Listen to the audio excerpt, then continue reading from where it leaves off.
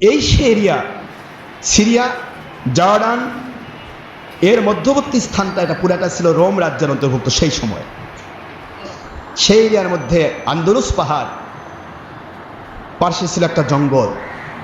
এই জঙ্গল পেরিয়ে গিয়ে আন্দলুস পাহাড়। এই আন্দলুস পাহাড়ের ঠিক মধ্যবর্তী স্থানে একটা গুহা। এই গুহাটাই ছিল আসহাবে কাহাফ। যারা বলুন সুবহানাল্লাহ। এখন ওই আসহাবে কাহাফের গুহার সামনে, এটা কোরআনের ভাষায় আসছে, মসজিদা, একটা মসজিদ নির্মাণ করে দেওয়া হয়েছে। সুবহানাল্লাহ। তো যাই হোক, এই গুহাতে এনারা কিভাবে গেলেন, এই কথাটাই আগে আমার তুলে ধরার বিষয়। এই গুহাতে মাঝে মধ্যেই হযরতে মাকসাল মিনা রহমতুল্লাহ আলাইহি, প্রধান উপদেষ্টা যিনি, মাঝে মধ্যেই সরকারি কাজ ফেলে রেখে তিনি এই গুহার মধ্যে গিয়ে আমার আল্লাহকে ডাকতেন, মালিককে ডাকতেন। এর নাম বলা হয় ওলিয়া উলিয়াদের মুরাকাবা, মুশাহাদা। যারা বলুন সুবহানাল্লাহ। এমনি এমনি ইলহাম হয় না, এমনি এমনি এলকা হয় না। নবী রাসূলদের উপরে হয় ওহী, আর ওলিয়া উলিয়াদের উপরে হয় নবী রাসূলদের সেই ওহীর আলোকে, ওহীর বাহিরে হবে না। অর্থাৎ কোরআন সুন্নাহ ইজমা কিয়াসের বাহিরে যদি ইলহাম হয়, বুঝতে হবে তার উপর শয়তান ভর করেছে। কোরআন সুন্নাহ ইজমা কিয়াসের আওতাভুক্ত হতে হবে, গ্রহণযোগ্য হতে হবে, তাহলে বোঝা যাবে এটা আল্লাহর পক্ষ থেকে ইলহাম, এলকা হচ্ছে। যারা বলুন সুবহানাল্লাহ। সেখানে তিনি গেলেন। এর মধ্যে সেই সময়ের সবচেয়ে বড় একজন আল্লাহর ওলি ছিলেন, যিনি এই ম্যাক্সিমিলিয়ানুস তথা মাকসাল মিনা রহমতুল্লাহ আলাইকে আল্লাহর ডাক শুনিয়েছিলেন। তার নাম হলো আদুনিয়া রহমতুল্লাহি আলাই, সেই সময়ের বড় আল্লাহর ওলি। মাকসাল মিনা রহমতুল্লাহি আলাই যখন তিনি আল্লাহর ডাকে সাড়া দিয়ে আল্লাহ পাকের কাছে মুরাকাবায় ব্যস্ত, সেই সময়ে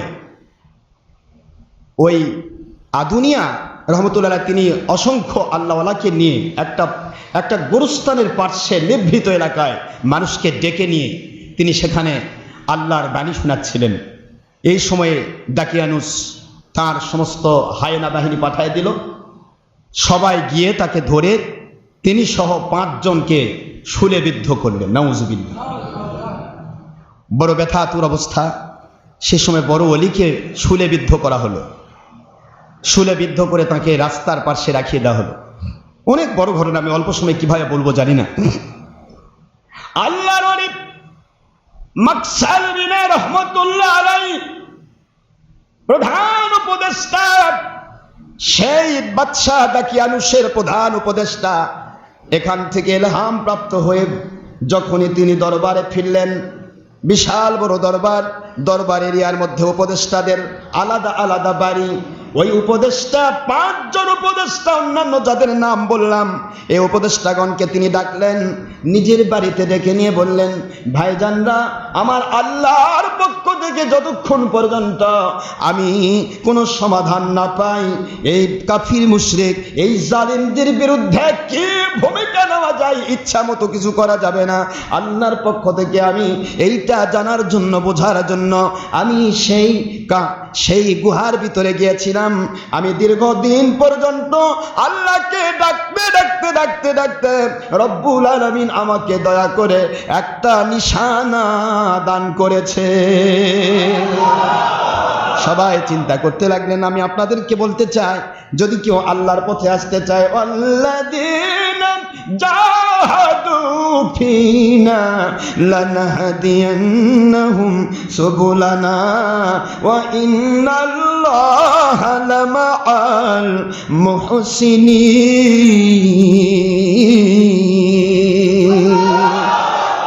পাক রব্বুল আলামিন বললেন, যারাই আপ্রাণ চেষ্টা করবে আমি আল্লাহকে পাওয়ার জন্য, আমার নবী রাসূলদের পথে আসার জন্য, আমার ওলি আউলিয়াদের পথে আসার জন্য, এই ফিনার ভিতরে বহু বচন, আল্লাহর পথ, নবী রাসূলদের পথ এবং ওলি আউলিয়ার পথ, আতিউল্লাহ ওয়া আতিউর রাসূল ওয়া উলিল আমরি মিনকুম।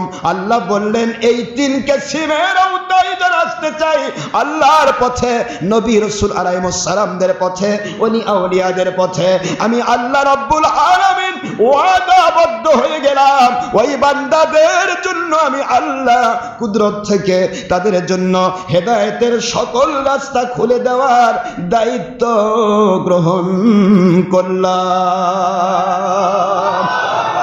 সূরাতুল আনকাবুতের শেষের আয়াতে আল্লাহ এই ঘোষণা দিয়ে বললেন যে যারা চেষ্টা করে আমাকে পাওয়ার জন্য, আমার নবী রাসূলদেরকে পাওয়ার জন্য, আমার ওলি আওলিয়াদেরকে পাওয়ার জন্য, হক মতপথ পাওয়ার জন্য আমি তাদেরকে হেদায়েতের সকল রাস্তা খুলে দেব।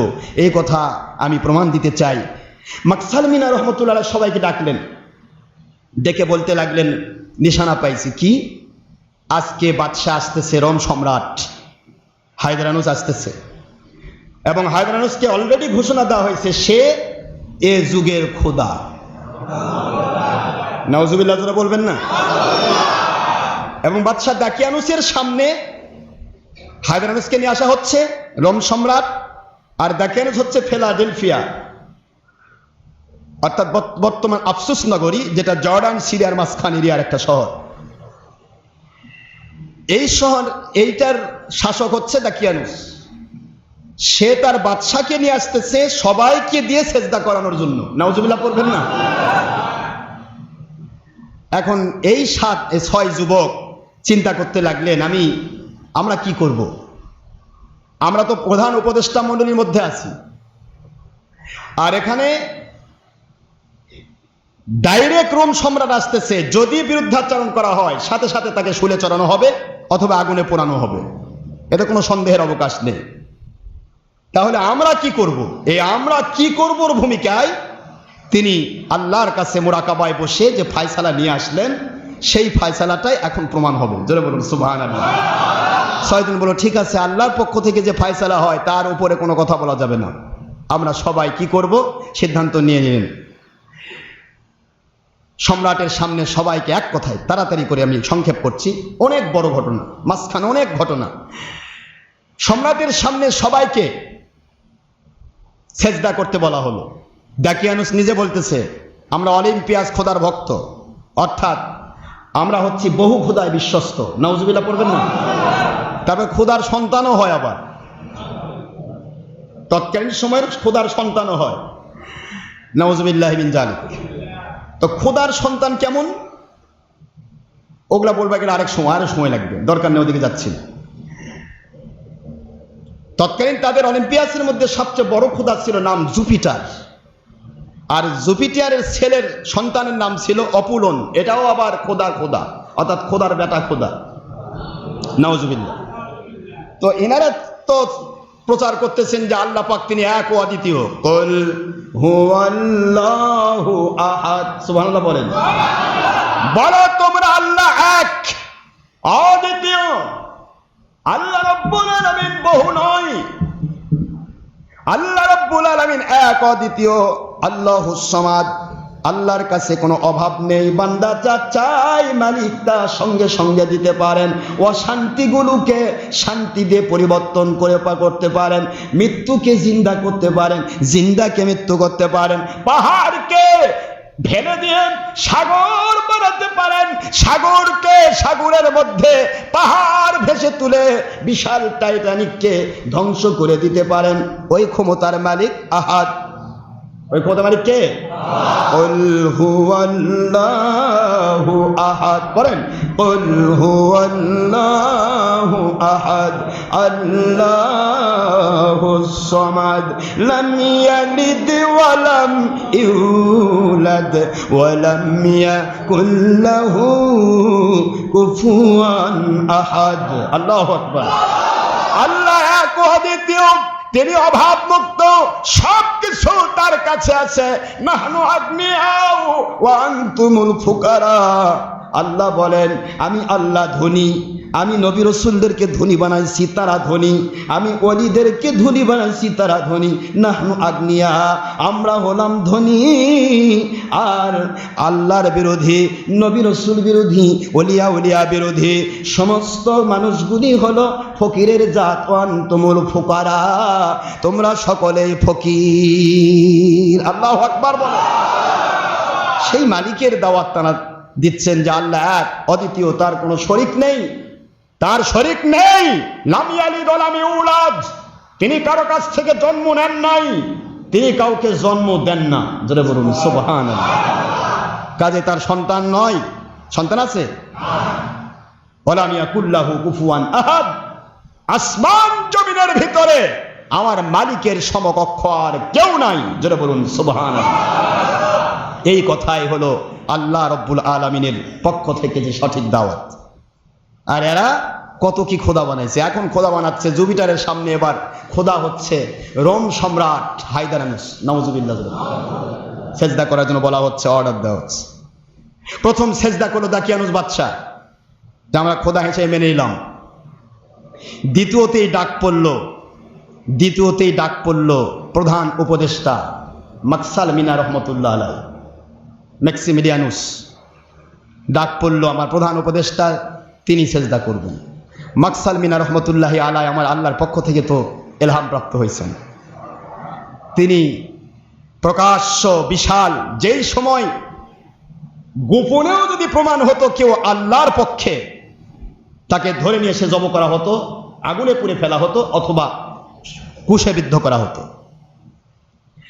পুরা সমাবেশ, পুরা ফিলাডেলফিয়ার অর্থাৎ তৎকালীন জর্ডান, সেই সময় এখনকার জর্ডান, সেই সময়ের বিশাল শহরে হাজার হাজার মানুষ চারদিক থেকে একত্রিত হয়েছে। প্রধান শাসক আসতেছে, বুঝতেছেন না, রোম সম্রাট আসতেছে। মনে করুন ভারত উপমহাদেশ, এখন ভারত উপমহাদেশ অর্থাৎ ভারতের কথাই বলি, বা এটা উপমহাদেশ, আমি আমেরিকা মহাদেশ বলি অথবা ইউরোপ মহাদেশ বলি। মহাদেশ মানে অনেকগুলা দেশ মিলে একটা মহাদেশ হয়, কথা বুঝতেছেন নাকি আপনারা? এখন সেই মহাদেশের যিনি প্রধান, অর্থাৎ ভারত উপমহাদেশের কথা বলি, ভারত উপমহাদেশে অনেকগুলি প্রদেশ আছে বাংলাদেশের মতো। এখন ভারতের প্রধান মন্ত্রী যদি আসে, তাহলে মানুষ কি কম হবে না বেশি হবে? বুঝতে পারতেছেন না? এই হলো ব্যাপার। তখন তো বহু খোদায় বিশ্বাস, তারা তো পাগল সম্রাটের জন্য, বাপরে সম্রাট আসছে, আমাদের এলাকা ধন্য হয়ে যাবে। হাজার হাজার মানুষের সামনে ম্যাক্সিমিলিয়ানুস রহমতুল্লাহ আলাই তিনি বাদশাহ হায়দারানুসকে সামনে রেখে বললেন, পৃথিবীতে আসমান জমিনের ভিতরে আমার আল্লাহ ছাড়া আর কোনো খোদা নেই। আল্লাহু আকবার, জোরে বলুন।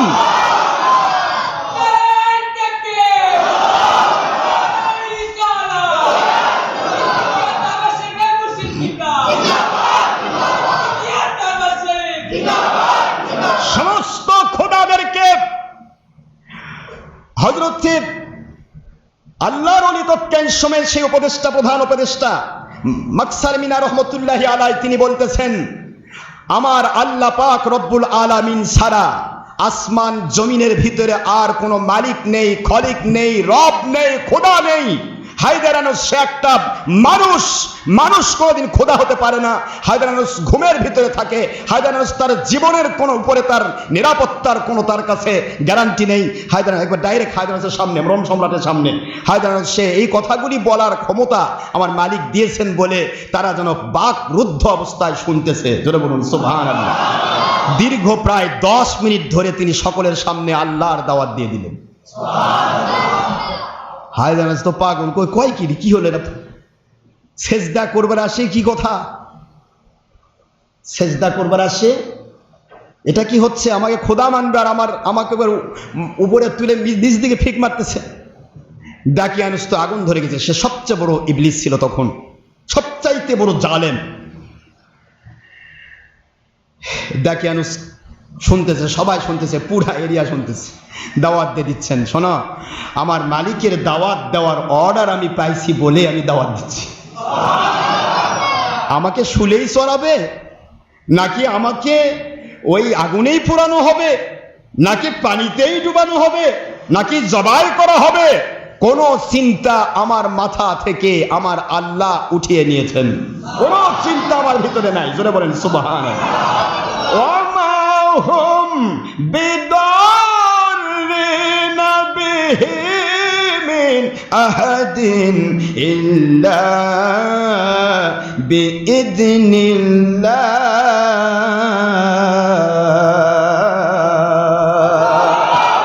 কোরআন শরীফের সূরাতুল বাকারা 2 নম্বর সূরা, 1 নম্বর পারা, 12 নম্বর রুকু, 102 নম্বর আয়াত আয়াত শরীফ রব্বুল আলামিন বলেন, দুনিয়ার কোন মুসলমান, দুনিয়ার কোন আল্লাহওয়ালা, সে হোক না ভিক্ষুক, হোক না বাদশাহ, যে কেউ হোক না কেন, ও যদি আমি আল্লাহ মুখী হয়ে যায়, সারা জগৎ মিলে এক জায়গায় হয়ে আমি আল্লাহর হুকুম ছাড়া ওদের একটা পশম পরিমাণ ক্ষতি করার ক্ষমতা কারো নাই। আল্লাহু আকবার জোরে বলেন। তোমরা লুকে থাকা মানুষগুলোকে ধরে নিয়ে আসতেছো, জবাই করতেছো। দেখো তোমাদের সম্রাটের সামনে কিভাবে সম্রাটকে কবর দেওয়া হচ্ছে। সুবহানাল্লাহ। আল্লাহর ওলি বললেন, আমাকে জানানো হয়েছে যেই দিন তোমরা লুকিয়ে লুকিয়ে অন্ধকার বলতে ভয় পাও, এই দিনের কথা, এই ইসলামের কথা একটি সময় আসতেছে রে হায়দারানুস দাকিয়ানুস জালেমেরা, একটা সময় আসতেছে, এই দিনের কথা প্রত্যেকটা মানুষের মুখে মুখে জারি হয়ে যাবে। ময়দানে মুখে মুখে জারি হয়ে যাবে। যেই হাকিকত তোমরা অন্ধকারে বলতে ভয় পাও, ওই হাকিকত প্রত্যেকটা ছাদে ছাদে, অলিতে গলিতে, প্রত্যেক বাড়িতে, প্রত্যেক থানায়, জেলায় জেলায় ওই হাকিকতের কথাগুলি প্রকাশিত হবে। কোন সময়? যে সময় ঘরের মধ্যে লুকে থেকে, কবরস্থানের মধ্যে গিয়ে লুকে থেকে আল্লাহর কথা বললে তাকে ধরে নিয়ে আসে আগুনে পুড়ে ফেলা হয়। কথা বুঝতেছেন আপনারা? সেই সময় ডাইরেক্ট রোম সম্রাট, তৎকালীন বাদশাহ, দ্যাট মিন্স তৎকালীন খোদা দাবিদার, নাউজুবিল্লাহ, সেই খোদা এবং দাকিয়ানুস বাদশার সামনে হাজার হাজার সভাসদ পরিষদ, তাদের সামনে সেই বাদশার প্রধান উপদেষ্টা, প্রধান বিচারপতির ছেলে, বাদশার আপন জামাই, তিনি ঘোষণা দিচ্ছেন। পাওয়ারটা দিয়েছেন কে? জোরে বলুন। তাহলে আপনারা তো ভয় কেন? আপনাকে ভয় লাগে, হুজুর আমার এলাকা বাতিল ফেরকাতে ভরা। আরে বাতিল ফেরকা সারা দুনিয়া থাকবে। বাতিল ফেরকার মধ্যে 72 আর এক ফেরকা একটা। 72 বেশি না এক বেশি? এক কেন ভয় পাবে? সারা জগৎ অন্ধকার, সূর্য একটা। সূর্য ভয় পায় না, অন্ধকার ভয় পায়। সূর্যের ভয় তো অন্ধকার পালিয়ে যাবে, আপনি কেন ভয় পাবেন? বাতিল পথে থাকবে 1999 জন বাতিল দিকে দৌড়াবে দুনিয়ার স্বার্থ হাসিল করার জন্য, আর একজন যাবে হক পথে। এই তো আল্লাহর বিধান। তাহলে আপনাকে কেন ভয় পেতে হবে? মনে রাখুন, পৃথিবীর যেখানে আপনি আছেন, আমার মালিকের পক্ষে যদি কাজ করেন, আল্লাহর কসম, সেই সময় তাদেরকে যেমন সাহায্য করা হয়েছে, আপনাকেও সাহায্য করা হবে।